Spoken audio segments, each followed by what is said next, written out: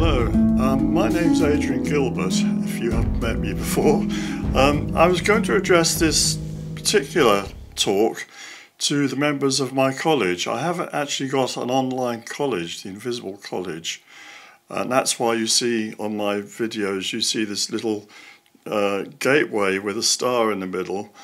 That represents actually Stargate. That's why I use that symbol, the Stargate, because we are living at a very special time.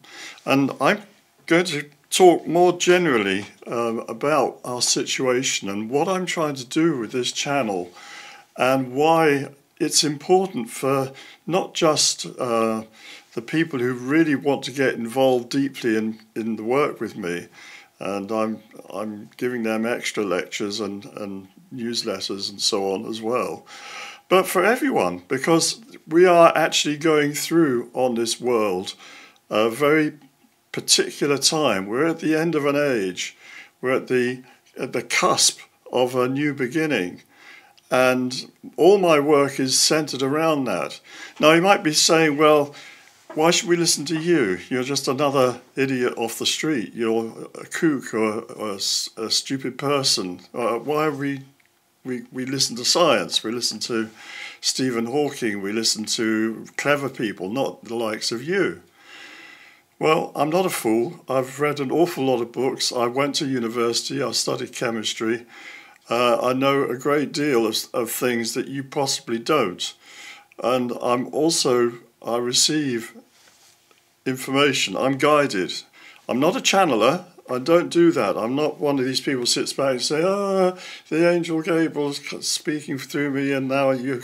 I'm not like that at all. I research things very deeply. And I've researched very deeply for the last over 50 years into ancient mysteries, ancient history, forgotten knowledge, self-transformation, alchemy, many different fields.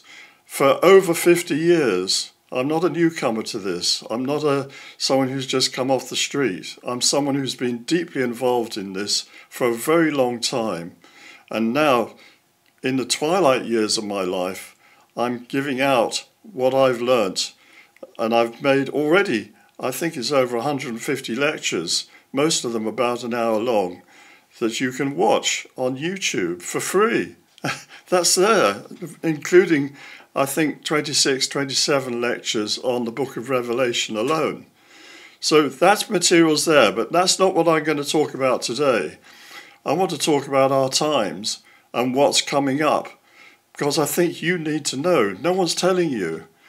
And first and foremost, you need to know that you've been lied to, that what you think is the world, the truth, the scientific basis. We're modern people. We know things now the idiots in the past didn't know. It's actually the other way around. We've forgotten a tremendous amount. We've been brainwashed. Why is it that we don't know our history before really the Sumerians and Egyptians? It's just a blank canvas, isn't it? And they find these new centres at places like Göbekli Tepe in Turkey, and they carbon date it, and they say, oh, well, it's 11,000 years old. And we think, well, golly, I mean, they're building things with pillars, with sculpted animals. If you don't know what I'm talking about, doesn't matter, that are 11,000 years old. And we have no idea what was going on in the world then. The human race has been on this planet, we know from finding fossils and so on, for certainly over 1 million years, maybe 2 million. What's happened? Why do we not know? And it's quite clear, at least it is to me, and it should be to you, that the Bible stories about destructions is true. It might not be quite the way it's described, but it seems like every now and then the canvas gets washed.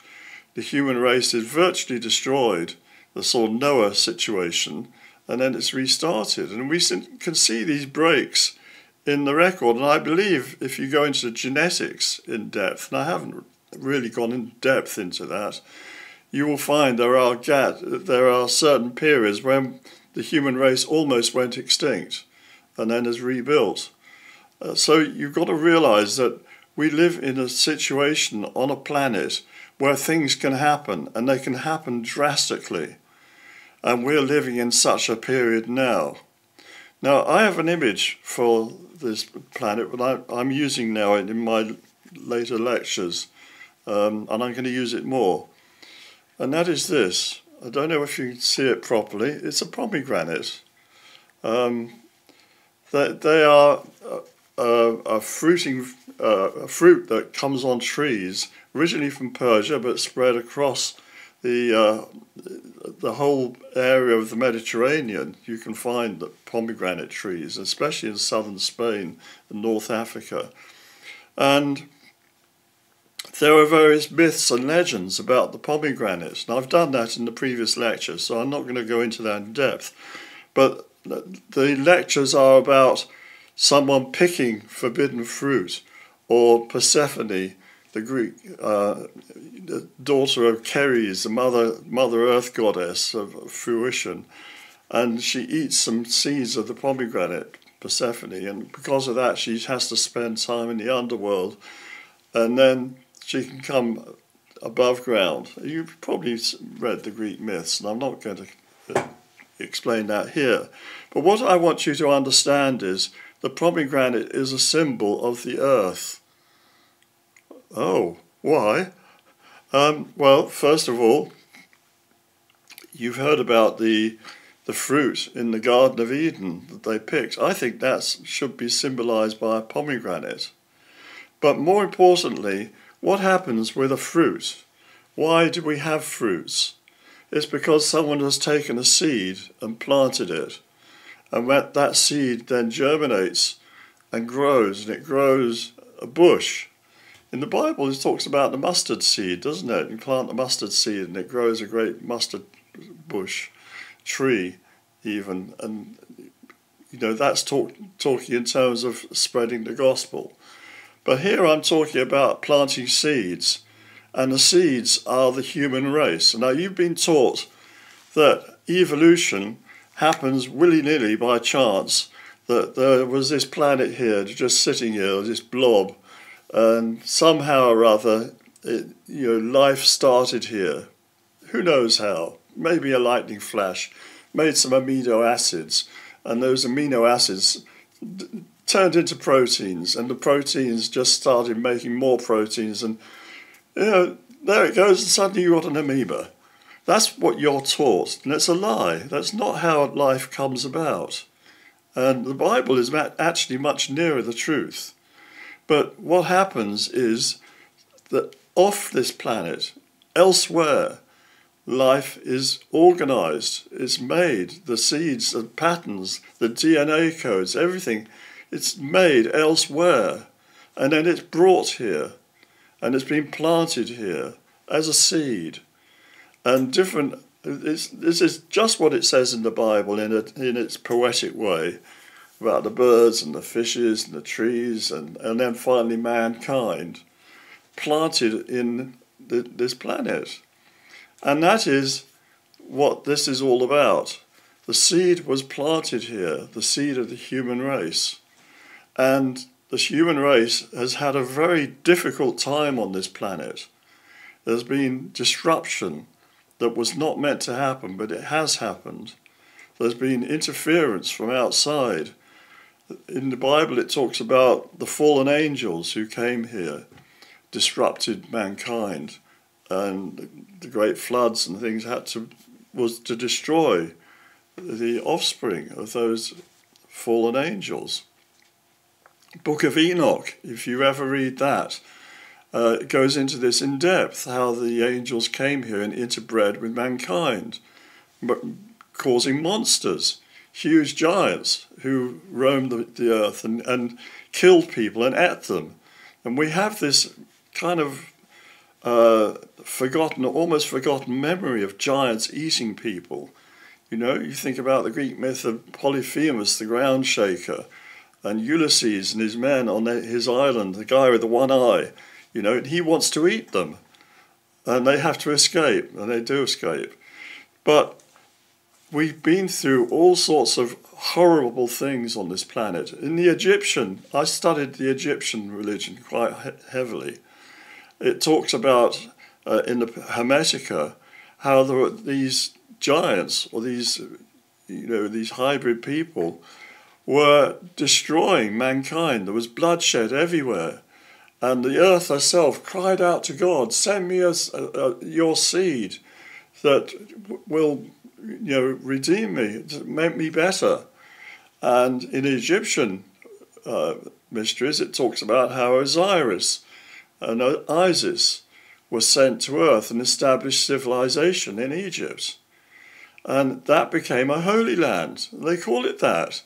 And they taught them how to grow things. They taught them civilization. They taught them how to raise animals. They gave them wheat. These things are all in the Egyptian mythology. But that became corrupted and was destroyed as well. So then a new effort had to be made. And this is where we get the Judeo-Christian tradition from. The Israelites were descended from Abraham. We're told this in the Bible, and going back to Noah. And they were, during a famine, they came to Egypt and they settled there for a while. And then they were able to learn a lot about the Egyptian ways, particularly Moses, who was raised in the family of the Pharaoh. And we see the Exodus as this great escape of the Hebrews or the Israelites from Egypt and being chased by the Pharaoh in his chariots. Well, there's been evidence now found for that this actually did happen. I don't know if you've watched any of the videos by Ron Wyatt, an American, a most amazing man, a man of God, actually, who went looking for the truth about various Old Testament things. He found the fossilized remains of Noah's Ark, which is now a national site of importance in Turkey. They built a museum there. The people, you can go and see it. That was his first big adventure. But then he went looking for the root of the Israelites, and he found that the place they went to, they didn't cross over into Sinai. It wasn't the Red Sea tiny bit, where the Suez Canal is to get to Sinai from Egypt. No, you didn't go to the Promised Land that way. You went up by the coast, didn't you? But then they went down into Sinai, and they crossed through Sinai to a big beach there, Nuweiba Beach, on the other side of the Sinai, on the other part of the Red Sea, which goes up to the Gulf of, I think it's the Gulf of Aqaba. It is the Gulf of Aqaba, or the Israelis call it the Gulf of Eilat. And that he actually found there a pillar, and then on the other side of that crossing, another pillar, and these marked where the Israelites went. And he found further on in Saudi Arabia the real Mount Sinai, where the Ten Commandments, and there was all sorts of things there. You can watch videos about this, but you're not told it. You're told a false narrative. They didn't spend 40 years walking around the Sinai Peninsula. You can cross that in a week. They went to Saudi Arabia, to a place called Midian at the time, which Moses had lived at for 40 years. He wasn't taking them to nowhere. He was taking them to Midian, where he had lived, where he had a family, and it was from there they then went to Jordan and crossed into Canaan. So these are the things you're not taught, but what they took with them was the knowledge of the Egyptians, certain knowledge, esoteric knowledge. And I like to see it this way, that the Osiris mission was the first mission or a mission, a rescue mission sent to Earth from elsewhere. And then that had only partial success. So they're doing another attempt.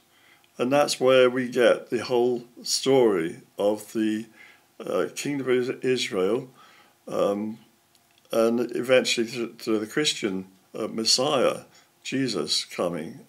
And we're living at the time when they're coming back again. And you need to be prepared for that. I make no bones about this. This is going to happen. Maybe not in my lifetime, I'm an old man, but if you're young, you're very likely going to see this. And we're living also at a time of massive change politically and culturally.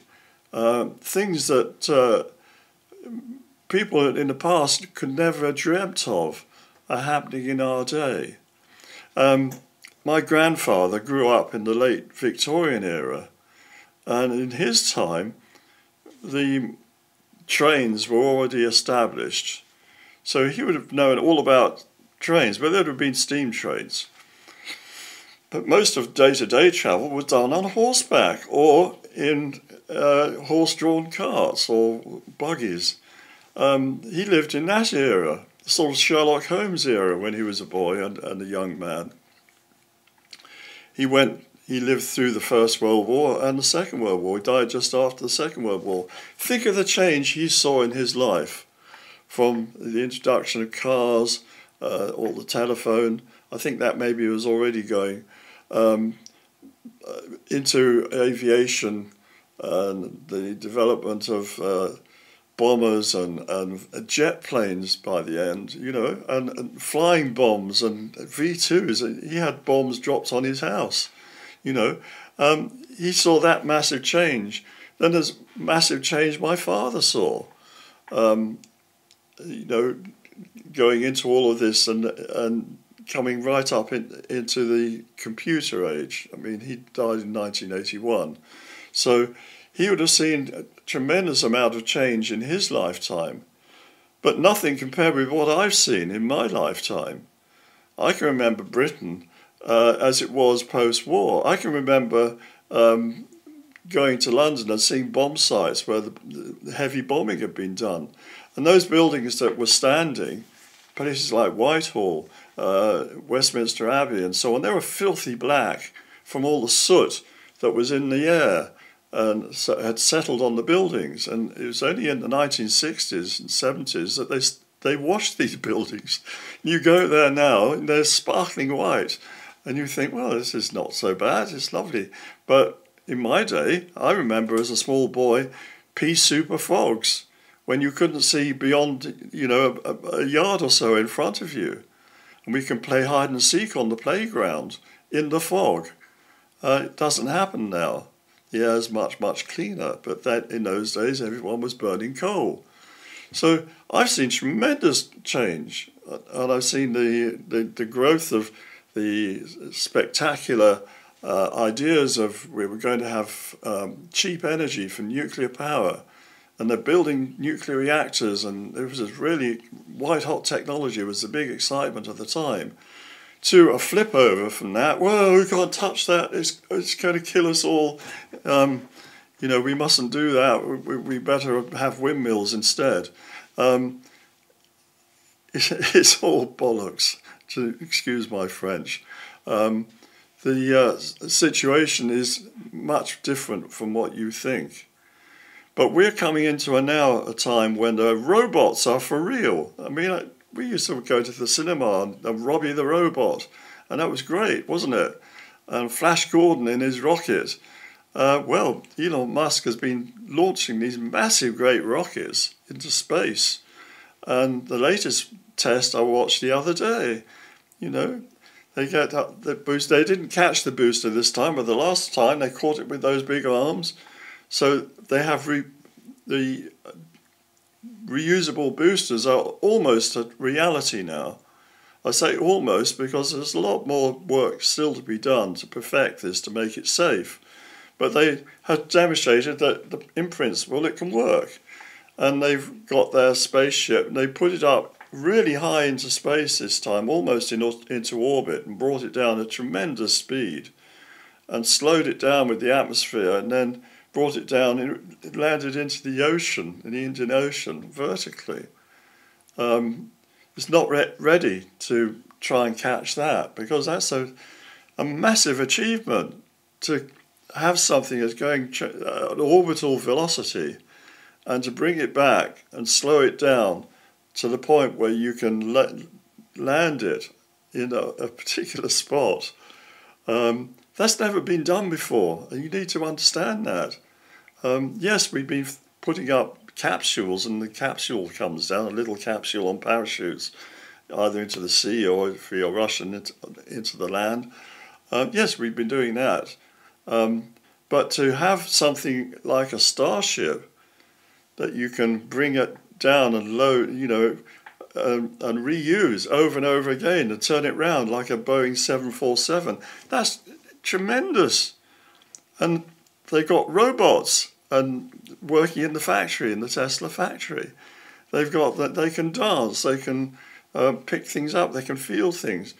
It's spooky. Frankly, it's spooky. So we're living in technologically this incredible, massive, exponential development. But something else is also happening.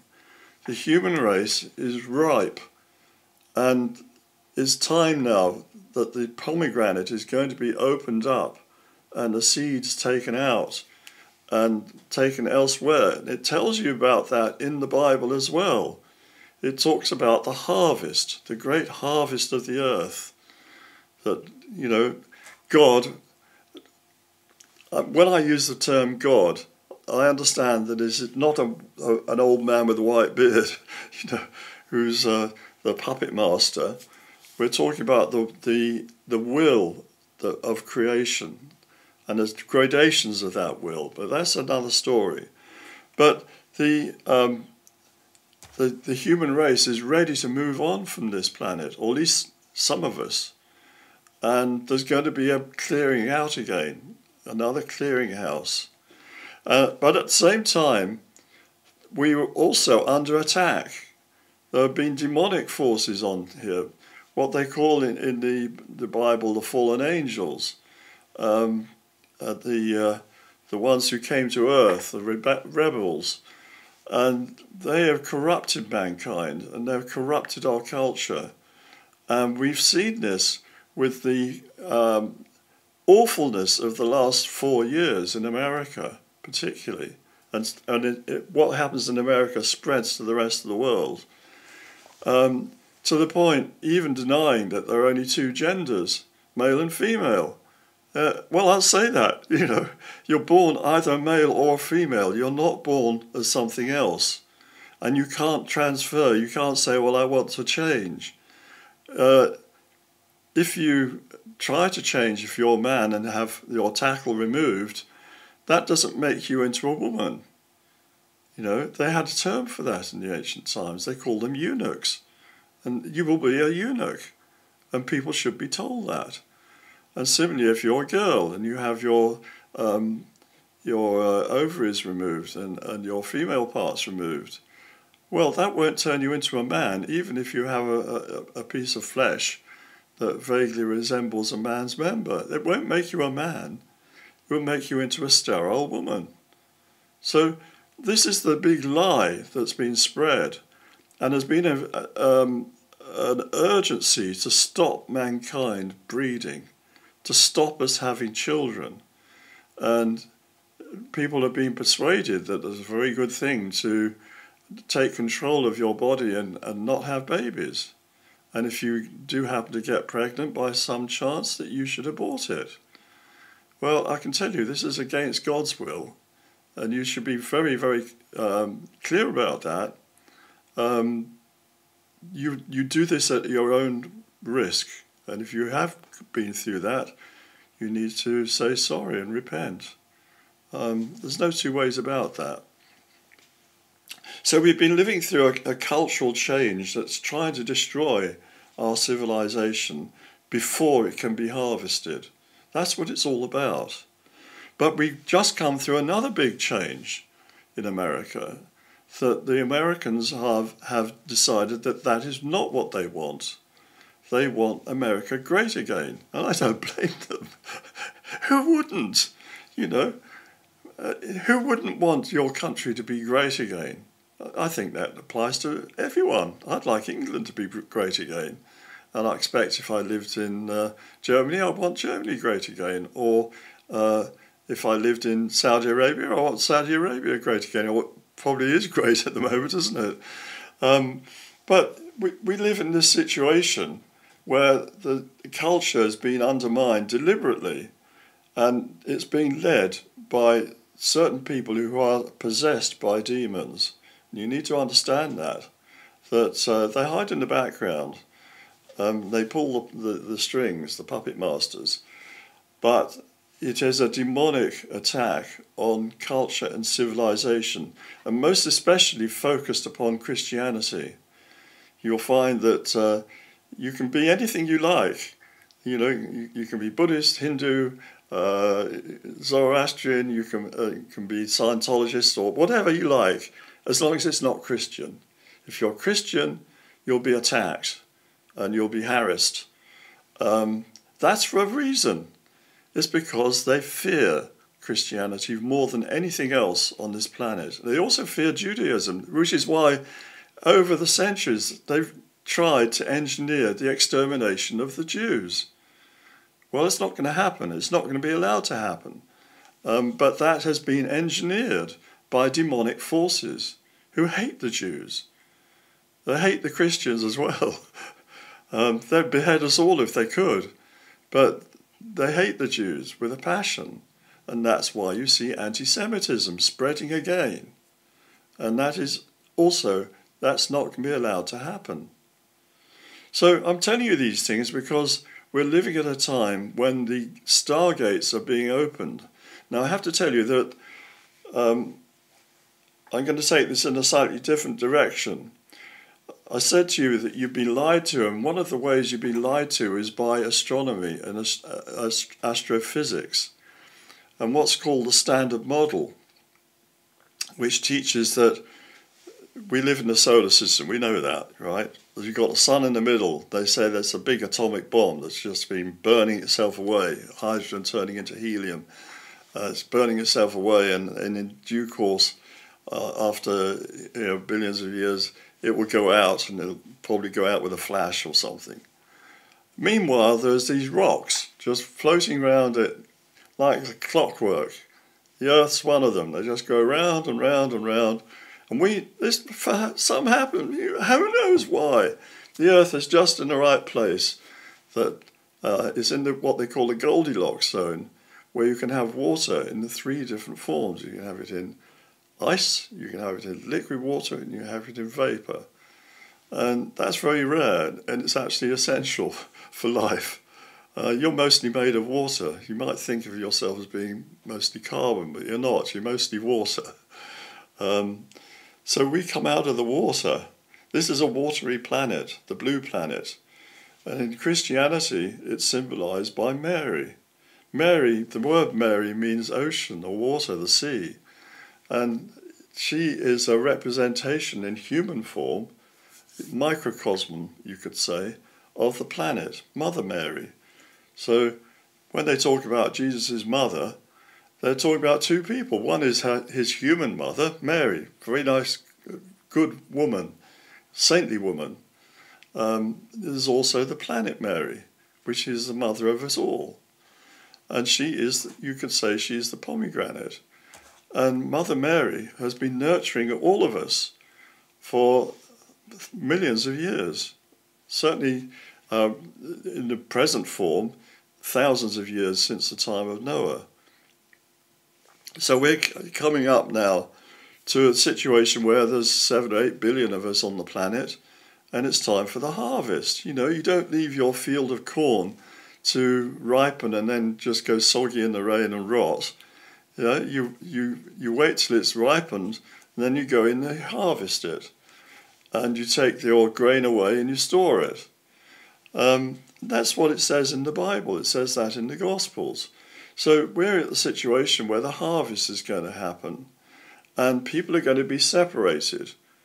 The good are going to be separated from the evil. And you better make sure that you're on the side of the good.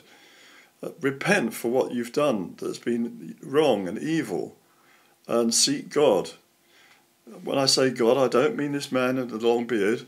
I mean the issuer of the law, the logos, that governs the entire universe, but it's graded at different levels. Seek to do good. Seek to be a good person. Seek to help your neighbour. Follow the 10 Commandments. Follow the commandments of Jesus. Love God and love your neighbour. And if you do all those things, you don't need to have someone putting a host on your tongue. The bread symbolises the life.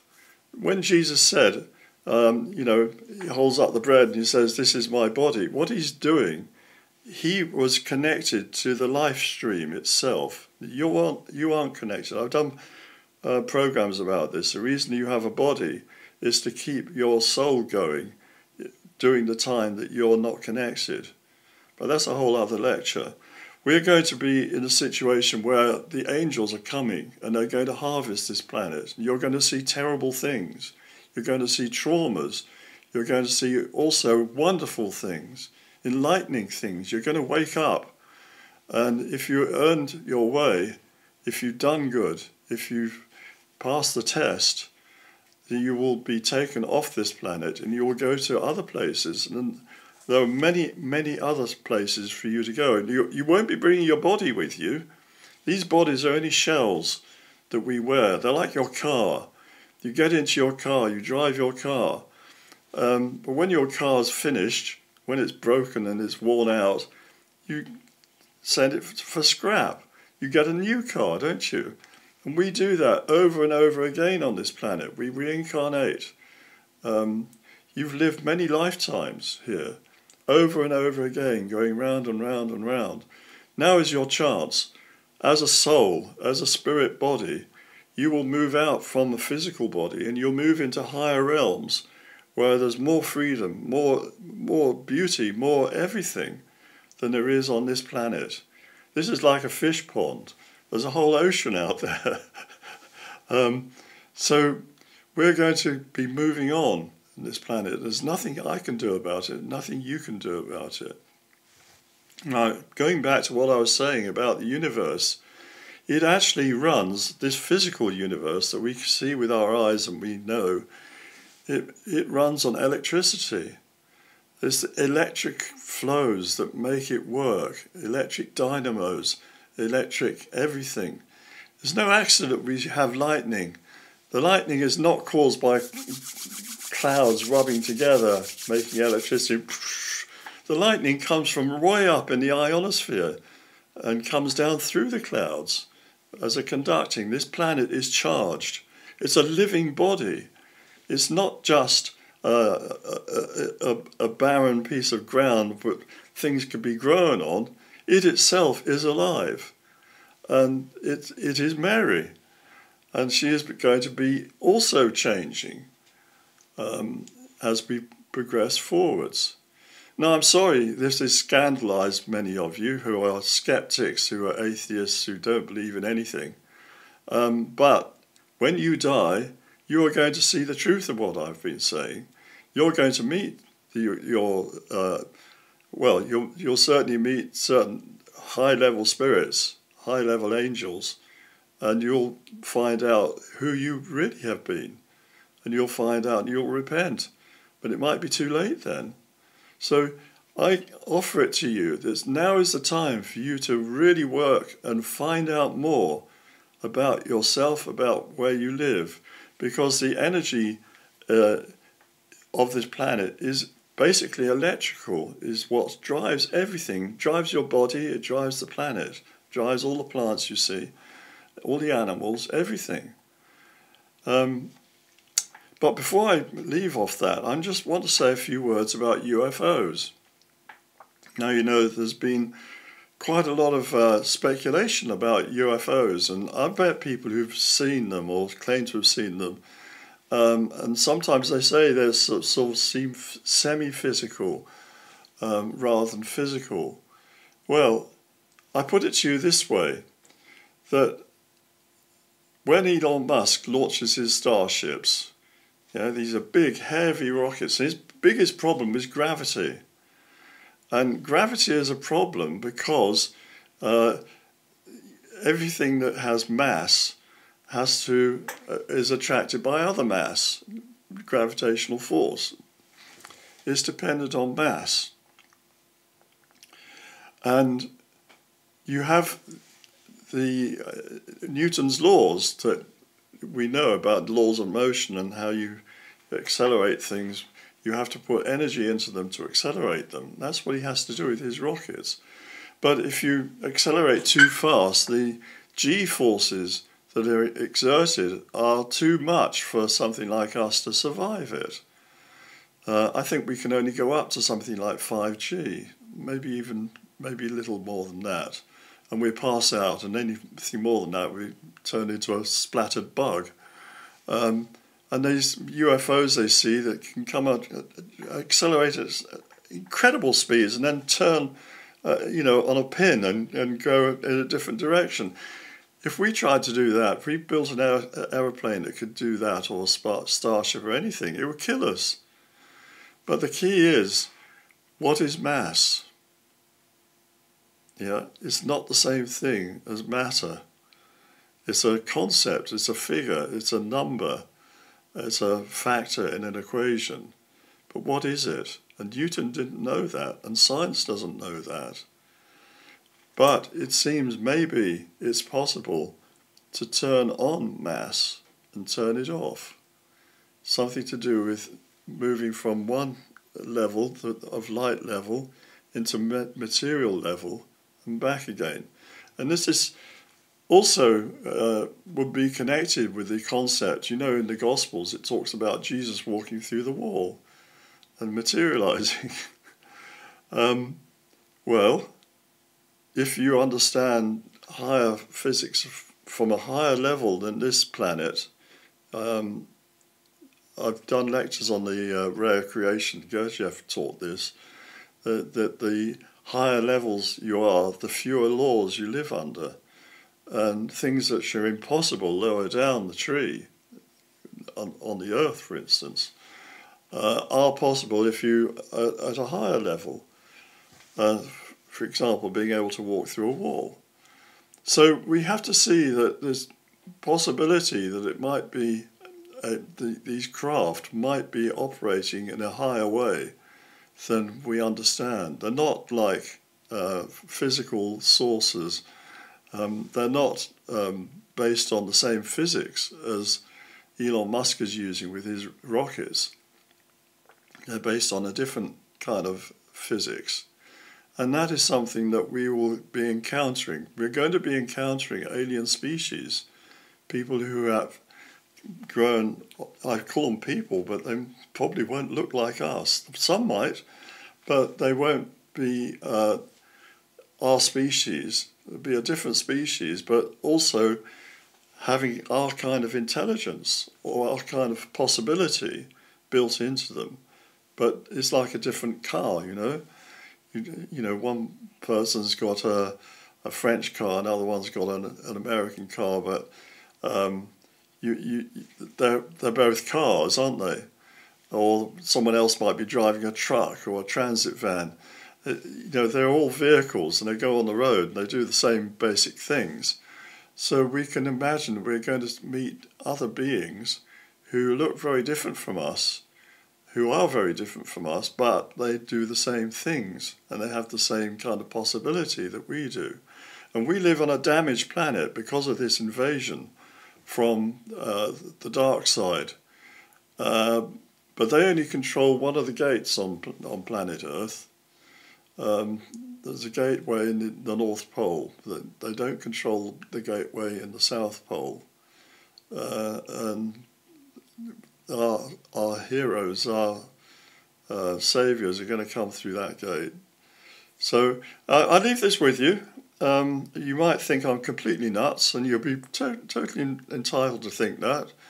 But think on my words, and if you like what I'm doing, do think about joining the college, because I'm going to take the people there on the fast track, and you're going to learn much, much more that you're not taught in school, you're not taught in university. People don't know. They've forgotten, and they haven't spent the last 50 years trying to find out. So there you have it, and we'll speak again. Bye for now.